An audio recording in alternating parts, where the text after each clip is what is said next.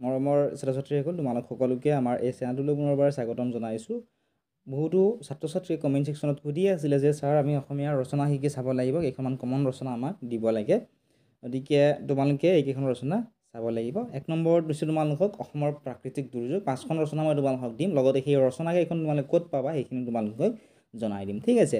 2 নম্বৰত চাবা তোমালোকে শৰাইঘাটৰ যুদ্ধ, বহুত বেছি ইম্পৰ্টেণ্ট হয়। 3 নম্বৰত দিছোঁ মই তোমালোকক দৈনন্দিন জীৱনত বিজ্ঞানৰ প্ৰভাৱ।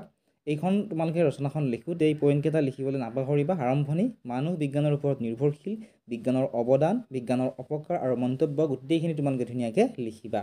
নেক্সট তোমালোকে লিখিবা দূৰদৰ্শন, ইয়াৰ ভাল বেয়া প্ৰভাৱ, এইখন তোমালোকে চাবা। আৰু 5 নম্বৰত তোমালোকক দিছোঁ মোবাইল ফোন, ইয়াৰ উপকাৰিতা আৰু অপকাৰিতা, এইখন তোমালোকে চাবা। এই 5খন চালে তোমালোকৰ এখন নিশ্চয় তোমালোকৰ কমন আহিবই। আৰু এতিয়া কথাটো হ'ল যে তোমালোকে এই ৰচনাখিনি ক'ত পাবা। যদি তোমালোকৰ কোনোবা এখন ৰচনা তোমালোকৰ লগত নাই, তেতিয়াহ'লে সেই ৰচনাখনৰ নাম আমাক কমেণ্ট ছেকশ্যনত জনোৱা, আমি কমেণ্ট ছেকশ্যনত তোমালোকৰ ৰচনাখন দিম, তাৰ পৰা তোমালোকে লিখিব পাৰিবা।